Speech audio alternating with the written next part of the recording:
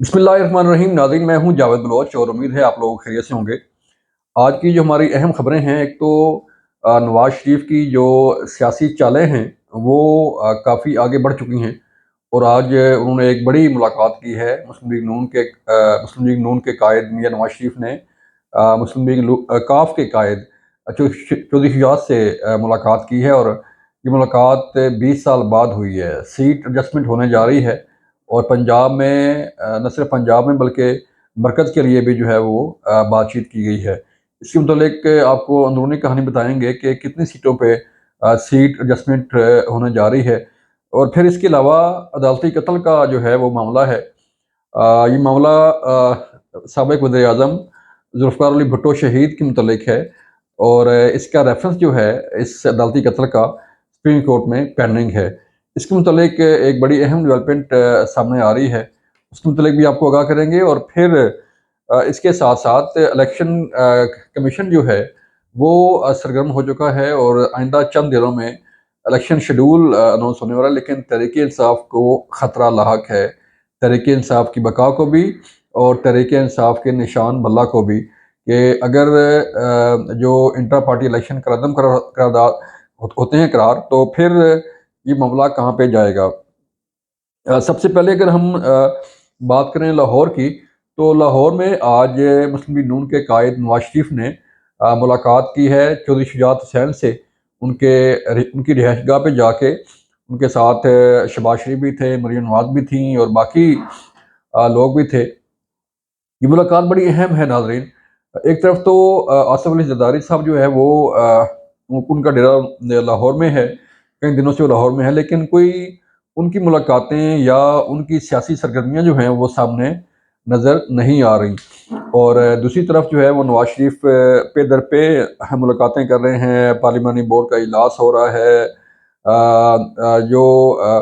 टिकटों की तकसीम के हवाले से बोर्ड की तश्कील है उसके इजलास हो रहे हैं, इंटरव्यूज़ हो रहे हैं, लेकिन पीपल पार्टी के कहीं कोई इंटरव्यूज़ या दरखास्तों का अमल जो है वो कहीं नज़र नहीं आ रहा। फिर इसके साथ-साथ आज जो मुलाकात हुई है, तकरीबन 20 साल बाद ये मुलाकात सामने आई है और इस मुलाकात को बड़ी अहमियत दी जा रही है, क्योंकि काफ लीग के मुनहरफ रुकन जो हैं, बल्कि कायद परवेज़ लाई जो हैं, वो जेल जेल में हैं और जेल के अंदर वो तहरीक-ए-इंसाफ के साथ अभी तक वो उन्हीं के साथ हैं। लेकिन काफ लीग के जो अपना सरबराह हैं जो शुजात हुसैन, उनसे रस्से जुदा हुए और अब काफ लीग जो है वो सीट एडजस्टमेंट करने जा रही है मुस्लिम लीग नून से। अब मुस्लिम लीग नून के साथ अगर सीट एडजस्टमेंट होती है, तो ज़रा ये बता रहे हैं कि 2 एमएनए की सीटों पर और तकरीबन 3 से 4 जो एमपी की सीटें हैं, उस पे ये सीट एडजस्टमेंट होगी और काफ लीग नून लीग के साथ मिलके जो है वो इलेक्शन में हिस्सा लेगी। और इलेक्शन में की जो स्ट्रेटजी है वो इकट्ठे बनाई जा रही है कि किसने कहाँ से लड़ना है और कैसे लड़ना है। तो इसी तरह जैसे कि पहले नवाज शरीफ ने एमक्यूएम को साथ मिलाया, इसी तरह बीएपी बाप पार्टी जो है वो बलूचिस्तान की वो साथ मिली और काफ़ी सारे लोग जो हैं वो मुस्लिम लीग नून में शामिल हुए। और फिर इसके साथ-साथ अब जो है वो जेयूएफए के साथ भी आइंदा चंद दिनों में एक बड़ा ऐलान होने वाला है। तो अगर हम देखें तो एक तरफ तो तहरीक-ए-इंसाफ की मुश्किलात हैं, पीपल्स पार्टी की तनकीद है, पीपल्स पार्टी के जो तीर हैं नश्तर के, वो बरसाए जा रहे हैं नवाज शरीफ पर, लेकिन नवाज शरीफ खामोशी से अपनी चालें चलते जा रहे हैं और जो इलेक्टेबल्स हैं उन्हें अपने साथ मिलाए जा रहे हैं। मकसद कहने का ये है कि अ, एक पूरी सियासी जमातों की कैंपेन एक तरफ, चाहे वो पीपल पार्टी है, चाहे वो तहरीक इंसाफ है, चाहे वो बाकी जमातें हैं, तो दूसरी तरफ जो है वो नवाज शरीफ जो इलेक्शन स्ट्रेटजी है वो बड़ी आराम से, बड़े सुकून से जो है अपने प्लान के तहत जो है वो वन बाय वन मिलते जा रहे हैं और लोग उनके साथ जो है उनके काफ़िले में शामिल होते जा रहे हैं। तो इसका मतलब ये है कि मुस्लिम लीग नून जो है एक बड़े सियासी इत्तेहाद के साथ मैदान में उतरने जा रही है। اب چونکہ 14 دسمبر کو بتایا جا رہا ہے کہ الیکشن شیڈول اناؤنس ہو جائے گا، تو اس میں اس الیکشن شیڈول اناؤنس ہونے کے بعد جو ہے وہ نواز شریف ایک بڑے سیاسی اتحاد کا بھی اعلان کریں گے کہ ان کے ساتھ کتنی جماعتیں کھڑی ہیں، اور ان کے ساتھ کون کون لوگ کھڑے ہیں، اور ان کے ساتھ کتنی سیٹوں پر جو ہے وہ الیکٹیبلز کھڑے ہیں جو ان کے ہاتھ میں ہیں۔ تو یوں الیکشن جو ہے وہ نواز شریف اپنے ہاتھ میں لے کر چلنے کا جو ہے وہ پلان بنا چکے ہیں، کہ جیسے کہتے ہیں نا کہ الیکشن کسی نے لڑنا ہو تو کتنے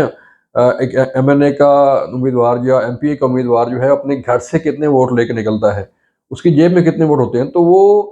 جو پاکٹ ووٹس ہیں وہ نواز شریف پورے کر رہے ہیں کہ ایک اچھی خاصی تعداد جو ہے وہ اپنے ساتھ لے کے چلیں، تاکہ الیکشن کمپین میں بتا سکیں کہ میرے پاس کتنے ووٹ ہیں، میرے پاس کتنی سیٹیں ہیں۔ تو آئندہ چند دنوں میں یہ ایک بڑا سیاسی اتحاد کا بھی اعلان ہونے والا ہے۔ پھر ہم آپ کو بتائیں کہ سپریم کورٹ آف پاکستان سے ایک بڑی اہم خبر جو ہے وہ آنے والی ہے، ایک بڑی اہم ڈیولپمنٹ جو ہے وہ ہونے والی ہے، وہ ہے عدالتی قتل کے حوالے سے۔ عدالتی قتل جو ہے وہ سابق وزیر اعظم ذوالفقار علی بھٹو شہید کا جو ایک فیصلہ تھا انہیں سزائے موت دینے کا، اس کو عدالتی قتل جو ہے وہ قرار دینے کے حوالے سے ایک صدارتی ریفرنس پینڈنگ ہے سپریم کورٹ آف پاکستان میں، اور اس کے متعلق یہ خبریں آ رہی ہیں کہ ایک لارجر بینچ بننے جا رہا ہے، اس کا امکان ہے، اور آئندہ چند دنوں میں یہ لارجر بینچ بنے گا اور اس کی سماعت جو ہے وہ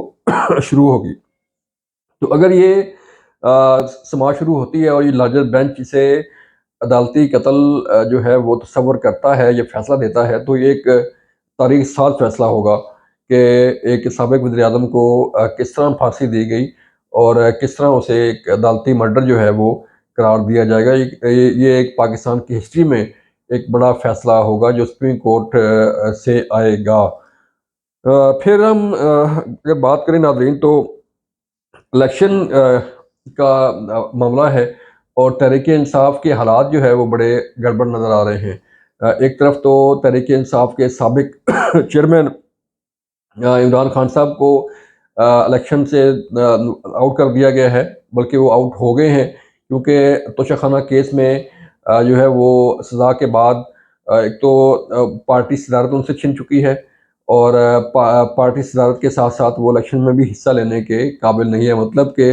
مائنس عمران خان الیکشن یہ ہونے جا رہا ہے۔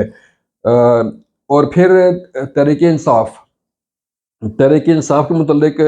جو عمران خان کہتے ہیں کہ تحریک انصاف کلین سویپ کرے گی، اور تحریک انصاف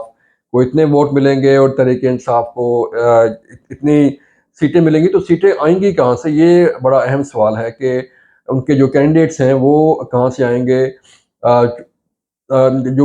جو تحریک انصاف کی لیڈرشپ ہے وہ یا تو روپوش ہے، اور یا جو ہے وہ توبہ طائب ہو چکی ہے، اور وہ یا تحریک انصاف کو خیر بات کہہ چکی ہے، کیونکہ اب صرف وکلاء ہی رہ گئے ہیں۔ گور علی خان ایک وکیل ہیں، پہلے انہوں نے تحریک انصاف کے لیے ان کا کیس لڑا، اور پھر وہ تحریک انصاف میں شامل ہوئے، اور پھر اب انہیں جو ہے وہ تحریک انصاف کا چیئرمین مقرر کر دیا گیا ہے۔ تو اس طرح وکلاء کے وہ جو ہے وہ میدان میں اتارنے کا فیصلہ کیا گیا ہے تحریک انصاف کی طرف سے، لیکن اگر تحریک انصاف کے انٹر پارٹی الیکشن جو کہ چیلنج ہو چکے ہیں، اگر وہ انٹر پارٹی الیکشن کالعدم قرار ہوتے ہیں اور انہیں جو ہے وہ تسلیم نہیں کیا جاتا، تو پھر تحریک انصاف کے لیے خطرہ ہے کہ تحریک انصاف کا وجود جو ہے وہ شاید برقرار نہ رہ پائے، اور جو بلے کا وجود ہے وہ بھی اس کا خطرہ جو ہے وہ بھی موجود ہے کہ یہ اگر تحریک انصاف کے خلاف فیصلہ آتا ہے تو پھر تحریک انصاف اس الیکشن میں حصہ نہیں لے پائے گی۔ یہ بڑا اہم سوال ہے، اس کا فیصلہ بھی اس الیکشن شیڈول سے پہلے ہونے جا رہا ہے، اور یہ الیکشن شیڈول اگر یہ فیصلہ آیا اور پھر اس کے بعد الیکشن شیڈول اناؤنس ہو گیا، تو پھر تحریک انصاف کہیں نظر نہیں آئے گی۔ یہ تھی آج کا ہمارا تجزیہ، آج کی خبریں۔ اپنا خیال رکھیے گا۔ اللہ حافظ۔